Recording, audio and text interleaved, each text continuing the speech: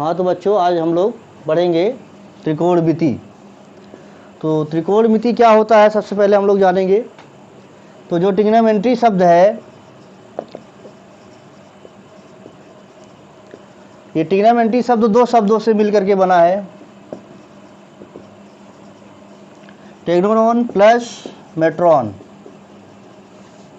जो ट्रिग्नोमेट्री शब्द है दो शब्दों से मिलकर के बना है, ट्रिग्नोन प्लस मेट्रॉन। ट्रिग्नोन मीन्स क्या होता है?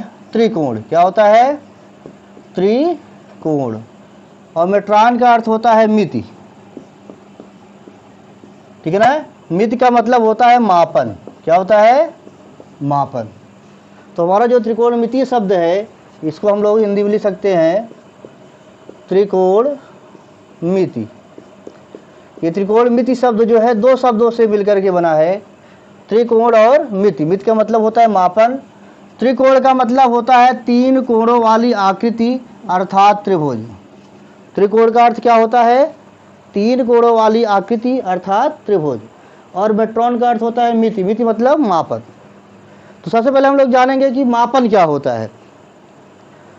किसी भी भौतिक राशि, कोई भी राशि है, उस राशि को उसके मात्रक से तुलना करना जो है मापन कहलाता है।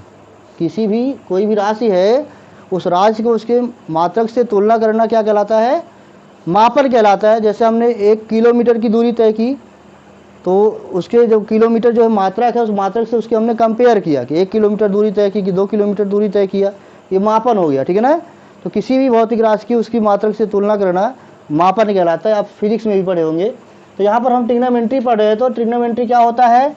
दो शब्दों से मिलकर बना है, त्रिकोण और मिति।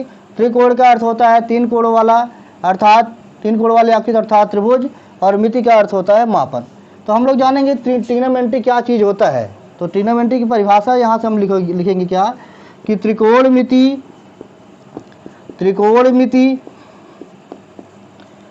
गणित की वह शाखा है, गणित की वह शाखा है। त्रिकोणमिति क्या है? गणित की वह शाखा है जिसके अंतर्गत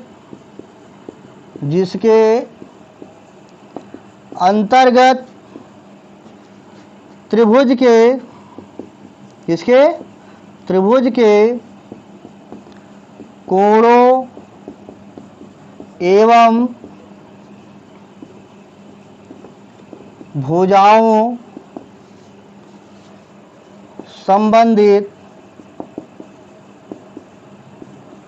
माप का अध्ययन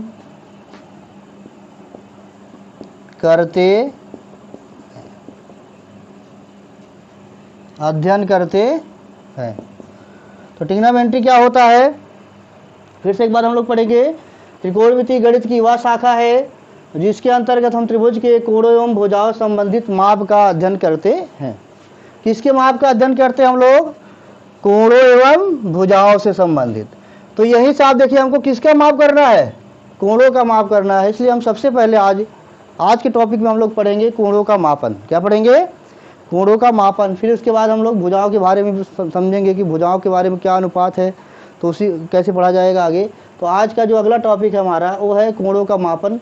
हम लोग जानेंगे कोण क्या होता है, इसको मापने की कितनी पद्धतियां हैं, मापने का कितना तरीका है, उसके मात्रक क्या है, इसके बारे में हम लोग आज अध्ययन करेंगे। तो अभी तक हम लोगों ने सीखा कि ट्रिग्नोमेट्री किन दो शब्दों से मिलकर बना है और उसकी परिभाषा क्या है। ये दो चीज़ हम लोग जान गए। अब हमको यहाँ पे पढ़ना है कोणों का मापन। अगला टॉपिक जो है हमारा यहाँ पे, वो है कोणों का मापन। कोणों के मापन के बारे में हमको अध्ययन करना है। जैसे आपसे कहा जाए कि 30 अंश का कोण बनाइए, तो कुछ महानुभाव होंगे जो इस तरीके से 30 अंश का कोण बना देंगे। कुछ लोग होंगे जो इस तरह से 30 अंश कोण बना देंगे। कुछ लोग होंगे जो इस तरह से 30 अंश कोण बना देंगे। ठीक है? छोटी कक्षाओं में हम लोग इस तरह से कोण बनाते रहे हैं, सब सही था वहाँ छोटी कक्षा में। लेकिन यहाँ पर यही हमको अध्ययन करना है कि किस तरीके से हम कोण बनाएंगे, क्या सही है। आप इस तरह से भी 30 अंश कोण कुछ लोग बना देंगे इस तरीके से यहाँ पर।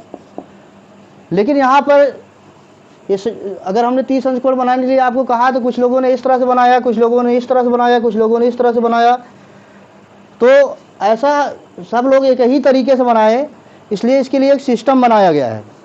और वही सिस्टम के बारे में हमको अध्ययन करना है कि हम कैसे कोण बनाए तो हम जानेंगे कि हाँ ये 30 अंश कोण सही है कि गलत है, ठीक है ना।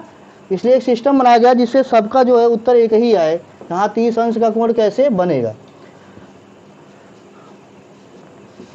तो इसके लिए क्या किया गया, इसके लिए हम जो है एक समतल में दो रेखाएं खींचेंगे, एक हमारा हो जाएगा क्षैतिज रेखा और एक हो जाएगा ऊर्ध्वाधर रेखा। ये हो गया हमारा क्षैतिज रेखा और ये हो गया ऊर्ध्वाधर रेखा। इन दोनों का जो प्रतिच्छेद बिंदु होता है इसको हम लोग मूल बिंदु कहते हैं। और जिस समतल में ये दोनों रेखाएं होती हैं, क्षैतिज रेखा और ऊर्ध्वाधर रेखा, उसको हम लोग कार्तीय तल कहते हैं। ये आपको कोऑर्डिनेट ज्योमेट्री में पढ़ाया गया है, ठीक है ना। अब यहाँ पर देखिए, यहाँ सिस्टम बनाया गया कि अगर हम कोई किरण हमारे पास है, मान लीजिए किरण है ओ ए कोई किरण है, ये अपनी प्रारंभिक स्थिति पर ओ ए पर है। अगर ओ ए को हम घुमा दें ऐसे, मूल बिंदु के देख रहे हैं ना, जो यक्ष अक्ष है इसके ऊपर इस दिशा में अगर हम घुमाएं, यानी घड़ी के सुई के विपरीत दिशा में, घड़ी की सुई इस तरह चलती है, अगर घड़ी के सुई के विपरीत दिशा में हम इसको घुमा रहे हैं, एंटी क्लॉकवाइज अगर हम घुमा रहे हैं, तो इस दिशा में जो डायरेक्शन में जो एंगल बनता है उसे हम पॉजिटिव एंगल कहते हैं। ध्यान रहे कि कोण हमारा कहाँ से स्टार्ट हो रहा है, यहाँ से। ये जो हमारा यक्ष अक्ष है, वो यक्ष जो दिख रहा है आपको, यहीं से कोण का बनना स्टार्ट होगा, यही रूल है। और अगर हम यहाँ से क्लॉकवाइज पे चले, घड़ी के सुई की दिशा, घड़ी की सुई इधर चलती है ऐसे, तो यहाँ पर जो एंगल बनेगा वो माइनस बनेगा। अब जैसे अगर हमको 30 डिग्री का एंगल बनाना है, तो ये हमारा प्रारंभिक किरण की जो प्रारंभिक भुजा है ओ ए, इसको हम ऐसे 30 डिग्री पर इधर घुमा देंगे, तब यहाँ जो कोण बनेगा, मान लीजिए ओ बी पर पहुँच गया, तो ये प्लस 30 अंश होगा। और यही अगर हम ओ ए को नीचे की तरफ मान लीजिए ओ सी पर लाए और 30 अंश का कोण बनाए, तो ये माइनस 30 डिग्री होगा। समझ में आया। तो पॉजिटिव एंगल और निगेटिव एंगल क्या होता है हम समझेंगे। अगर देखिए यहाँ से हम अगर इधर चल रहे हैं, इस तरह से घड़ी की सुई इधर चलती है, अगर एक क्लॉकवाइज चलेंगे तो निगेटिव एंगल बनेगा, एंटी क्लॉकवाइज चलेंगे तो पॉजिटिव एंगल बनेगा। समझ में आया। आगे हम लोग देखेंगे कि कौन सा एंगल जो है किस चतुर्थांश में जाएगा, ये जानना जरूरी है। कौन सा एंगल किस चतुर्थांश में जाएगा।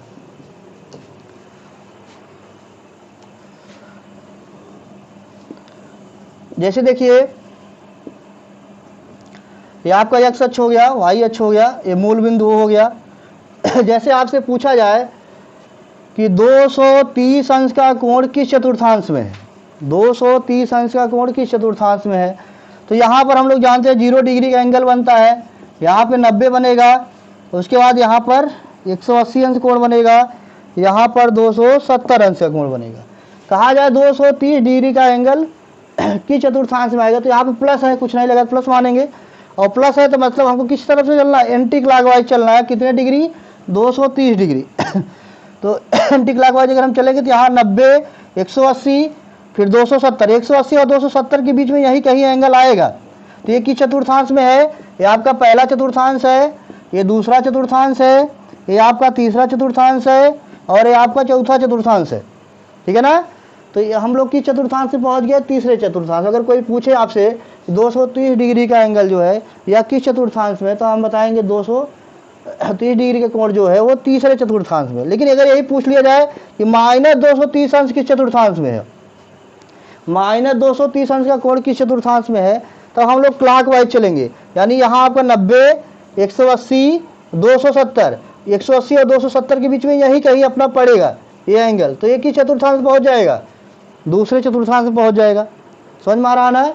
जैसे आपसे कहा जाए कि माइनस 45 अंश का कोण किस चतुर्थांश में है, माइनस 45 अंश का कोण किस चतुर्थांश में है, तो माइनस 45 है तो हम क्लॉकवाइज चलेंगे, 45 डिग्री का एंगल इधर बनाएंगे, तो ये आपका माइनस 45 अंश का कोण होगा।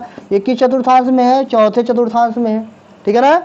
अगर कहा जाए आपसे माइनस 135 अंश का कोण किस चतुर्थांश में है, तो अगर माइनस करेगा तो हम इस तरह से चलेंगे और स्टार्ट यहीं से करेंगे। तो यहाँ पे 90, 180 के बीच में, इन्हीं दोनों के बीच में होगा, तो तीसरे चतुर्थांश में। इसकिस कोऑर्डिनेट में है, थर्ड कोऑर्डिनेट में है। समझ में आ रहा है। अगर आपसे पूछा जाए कि 135 डिग्री का कोण जो है किस चतुर्थांश में बनेगा तो हम देखेंगे यहाँ पे 90, 180 इसमें बनेगा, दूसरे चतुर्थांश में बनेगा। समझ में आया? तो अगर आपसे हम पूछ रहे हैं, अभी आप बताएंगे कि हम आपको कोण दे रहे हैं, आप बताएंगे किस चतुर्थांश में बनेगा।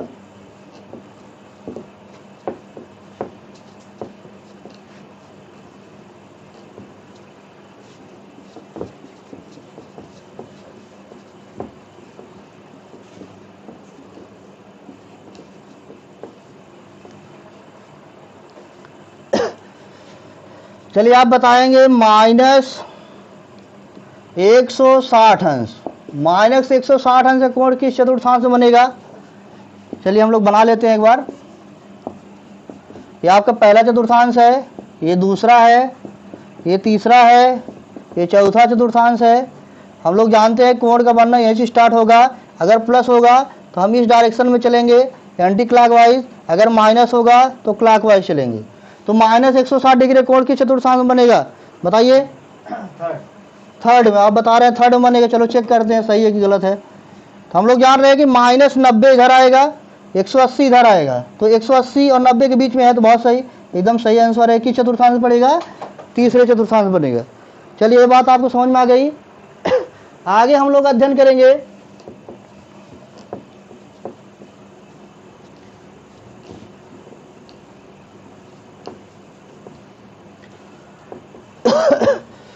तो यहाँ एक चीज लिखा गया है, कोणों का मापन। कि हम कोण को मापेंगे कैसे? जैसे हमारे पास कोई किरण है OA, ये कोई किरण हमारे पास OA है, ये इसकी प्रारंभिक शीर्ष भी इसको हम कह सकते हैं, और ये जो इसका प्रारंभिक भुजा OA है। OA को अगर हम O के परिता ऐसे घुमा दें, किस दिशा में? अगर इस दिशा में एंटी क्लॉकवाइज इसको घुमाएंगे और ये मान लीजिए OB पर पहुंच गया, तो इनके बीच का ये जो झुकाव है यही कोण कहलाता है। और जब हम इसको इस दिशा में घुमाएंगे तो पॉजिटिव एंगल बनेगा, और नीचे की तरफ इधर लाएंगे यानी क्लॉकवाइज लाएंगे तो निगेटिव एंगल बनेगा। ठीक है ना? तो इनके बीच का यही जो झुकाव है, ये जो है हमारा प्रारंभिक भुजा है और ये अंतिम भुजा है। ठीक है ना? तो प्रारंभिक भुजा और अंतिम भुजा के बीच जो ये झुकाव है यही क्या है? कोण है। इसी कोण को हमको मापना है। तो इस कोण को मापने के लिए हम कैसे मापेंगे? जैसे हमको अगर मापना हुआ, लंबाई नापना हुआ, तो हम मीटर में नाप लेते हैं, किलोमीटर में नाप लेते हैं, मिलीमीटर में नाप लेते हैं, सेंटीमीटर में नाप लेते हैं। वैसे हमारे पास कोण है, अगर अभी तक हम लोग बार बार चिल्ला रहे हैं कि 30 अंश, 30 अंश, 45 अंश, 60 अंश, क्या है ये? अंश क्या है हम इसको जानेंगे यहाँ पे। ठीक है ना?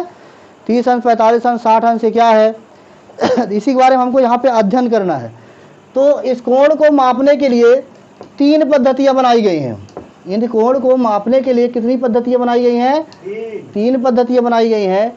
जैसे हम लोग लंबाई को अगर मापना है तो हम मीटर में भी नाप सकते हैं, किलोमीटर में भी नाप सकते हैं, सेंटीमीटर में भी नाप सकते हैं, लेकिन जो उसका मानक मात्रक होता है लंबाई का वो मीटर होता है। समझ में आ रहा ना? उसी तरह से जो कोण है, कोण को मापने की भी 3 पद्धतियाँ बनाई गई हैं, जिनमें सबसे पहली पद्धति आपकी है, इसको हम लोग खास्टिक पद्धति कहते हैं। खास्टिक पद्धति, या इसी को हम लोग आंग्ल पद्धति भी बोलते हैं। आंग्ल पद्धति यानी इंग्लिश सिस्टम। इस हेक्साडेसिमल सिस्टम और इंग्लिश सिस्टम दोनों एक ही चीज है, खास्टिक पद्धति और आंग्ल पद्धति। ये चीज क्या होती है? सबसे पहले जो है समकोण को परिभाषित किया गया है। सबसे पहले किसको परिभाषित किया जाएगा? समकोण को परिभाषित किया जाएगा कि समकोण क्या होता है। अभी अभी हम आपको बताए थे कि अगर कोई हमारे पास किरण है, OA है, ये किरण क्या है? OA है, ये प्रारंभिक भुजा है। अगर इस डायरेक्शन में घूम करके OB पर पहुंच गया तो ये आपकी अंतिम भुजा हो गई। इनके बीच का ये झुकाव है, यही कोण है। और यहाँ एक समकोण कब होता है? अगर हमारे पास कोई सर्कल है, कोई वृत्त है, कोई वृत्त है, तो वृत्त के 1/4 भाग द्वारा, वृत्त का जो ये चाप लगा है, देख रहे हैं ना, आर्क है, ये देख रहे हैं ना, वृत्त के 1/4 चाप द्वारा एक केंद्र पर अंतरित कोण का मान एक समकोण होता है। एक समकोण को ही परिभाषित किया गया है वृत्त के चाप के माध्यम से कि किसी वृत्त में उसकी 1/4 चाप के द्वारा केंद्र पर अंतरित कोण का मान एक समकोण होता है। समझ में आया? एक समकोण क्या है? किसी वृत्त के उसके 1/4 चाप द्वारा केंद्र पर अंतरित कोण का मान एक समकोण होता है, ठीक है ना। जैसे हमारे पास एक समकोण है, आप देखिए इस समकोण को, समझ में आ रहा है, इस समकोण को अगर हम 90 बराबर भागों में बांट दें, कितने भागों में, बात समझिएगा, पहले समकोण परिभाषित किया गया, फिर इस समकोण को अगर हम 90 बराबर भागों में बांट दें तो उसका प्रत्येक भाग जो है एक अंश कहलाता है। बात समझ में आया। अगर एक समकोण को हम 90 बराबर भागों में बांट दें तो उसका प्रत्येक भाग क्या कहलाता है, एक अंश कहलाता है। उसका प्रत्येक भाग क्या कहलाता है, एक अंश कहलाता है। अगर एक समकोण को हम 90 बराबर भागों में बांट दिए तो उसका प्रत्येक भाग एक अंश कहलाता है। समझ में आ रहा कि नहीं। यानी एक समकोण बराबर कितने भागों हमने इसको बांटा है, 90 भागों में, और हर एक भाग एक अंश है, तो कितने अंश हो जाएंगे, 90 अंश। तो एक समकोण बराबर हमारे पास क्या आ गया, 90 अंश। सबसे जो मेन चीज है हम इसको याद रखेंगे, एक समकोण बराबर कितना हो गया, 90 अंश। समझ में आ रहा है ना। अगर आपसे कोई पूछे एक अंश क्या होता है, तो हम कहेंगे एक समकोण को अगर 90 बराबर भागों में बांट दिया जाए तो उसका प्रत्येक भाग एक अंश कहलाता है, ठीक है ना। अब क्या होता है, अगर एक अंश को जैसे हमने 90 बराबर भागों में बांट दिया तो हर एक भाग जो है एक एक अंश का हो जाएगा। अब यहाँ बांट नहीं पाएंगे हम, मान लीजिए 90 भागों में हमने बांट दिया तो हर एक भाग जो है एक अंश हो जाएगा। और एक अंश को अगर हम 60 बराबर भागों में से छोटा छोटा बांट दें, अगर एक अंश को 60 बराबर भागों में छोटा छोटा बांट दे तो उसका प्रत्येक भाग जो है एक मिनट कहलाता है। समझ में आ रहा है ना। एक अंश को अगर हम कितने भागों में बांट रहे हैं, 60 भागों में, और हर एक भाग क्या कहलाता है, एक मिनट कहलाता है। अर्थात एक अंश में कितना मिनट होता है, 60 मिनट होता है। इस पॉइंट को भी हम याद रखेंगे। एक अंश में 60 मिनट होता है। अब एक मिनट को जैसे यहाँ क्या किया हमने, पहले समकोण को 90 भागों में बांटा, हर एक भाग एक अंश हो गया। एक अंश को 60 भागों में बांटा, हर एक भाग क्या हो गया, मिनट हो गया। अब एक मिनट को, जो हमारा एक मिनट आया उसको हम 60 भागों में बांट दिए। अगर एक मिनट को 60 बराबर भागों में बांट देंगे तो उसका प्रत्येक भाग जो है एक सेकंड कहलाता है। समझ में आया। यानी एक मिनट बराबर क्या होता है, 60 सेकंड होता है। एक मिनट बराबर क्या होता है, 60 सेकंड होता है। आप ये समझिएगा कास्टिक पद्धति क्या है, इसका मानक मात्रक जो है वो क्या होता है, डिग्री होता है। जैसे लंबाई का मानक मात्रक मीटर होता है, नापने को आप किलोमीटर में नाप लो, सेंटीमीटर में नाप लो, वो अलग बात है। उसी तरह से इसका भी मानक मात्रक क्या होता है कास्टिक पद्धति का, वो डिग्री यानी अंश होता है। अब बाकी आपको नापना है तो आप उसको मिनट में भी माप सकते हो, सेकंड में भी माप सकते हो। समझ में आया, ये वाली पद्धति समझ में आई। कास्टिक पद्धति क्या होता है, इसका मानक मात्रक क्या होता है, एक डिग्री में कितना मिनट होता है, एक मिनट में कितना सेकंड होता है, और एक समकोण में कितना अंश होता है, हम लोग पढ़ चुके, ठीक है ना। अब दूसरी जो पद्धति है हमारी,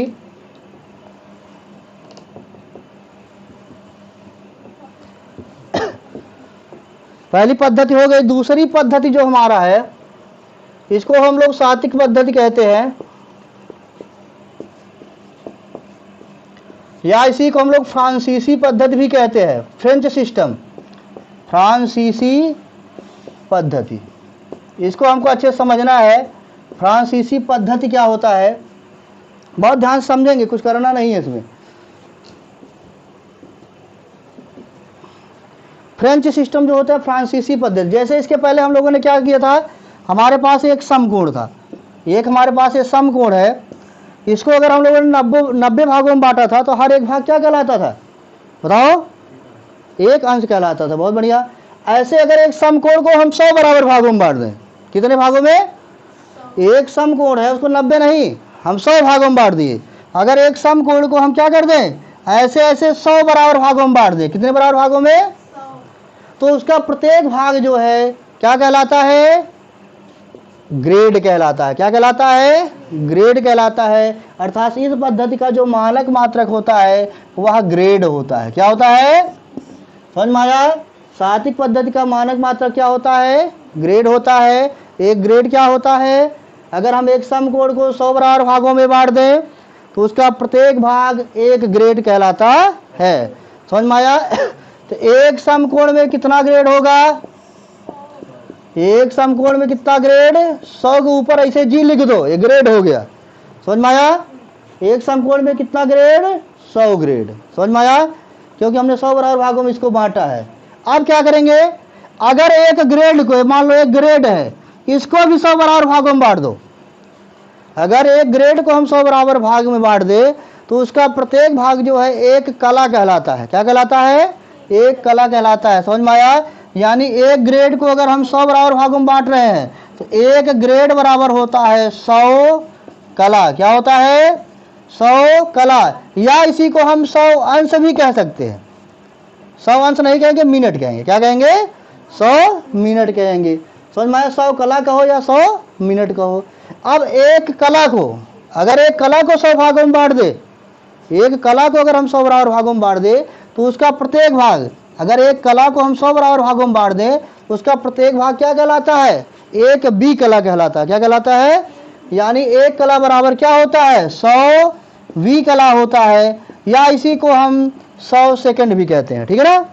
समझ में आया? फिर से हम समझेंगे, छोटी बात है, बस 3-4 लाइन आपको इसमें याद करना है। बस सातिक पद्धति का मानक मात्रा ग्रेड होता है। एक ग्रेड क्या होता है? एक समकोण को अगर हम 100 बराबर भागों में बांट दें तो उसका प्रत्येक भाग एक ग्रेड कहलाता है, अर्थात एक समकोण बराबर 100 ग्रेड होता है। और एक ग्रेड को अगर 100 भागों में बांटा जाए तो उसका प्रत्येक भाग एक कला कहलाता है, अर्थात एक ग्रेड बराबर 100 कला होता है। और एक कला को 100 बराबर भागों में बांटेंगे तो उसका प्रत्येक भाग एक बी कला कहलाता है, यानी एक कला बराबर 100 बी कला होता है। ठीक है ना? अब जो सबसे इम्पॉर्टेंट है, इम्पॉर्टेंट तो पहला भी था, ज़्यादा यूज जो होता है पहला होता है, और तीसरा भी बहुत यूज होता है। और तीसरी पद्धति जो हमारा है वो सर्कुलर पद्धति है, यानी वृत्तीय पद्धति है। हम इस वीडियो में जो है 2 पद्धतियों के बारे में अध्ययन कर चुके हैं। अब जो तीसरी पद्धति हमारी है वृत्तीय पद्धति, बहुत ही इम्पॉर्टेंट है। इसको हम लोग अगले वीडियो में देखेंगे। धन्यवाद।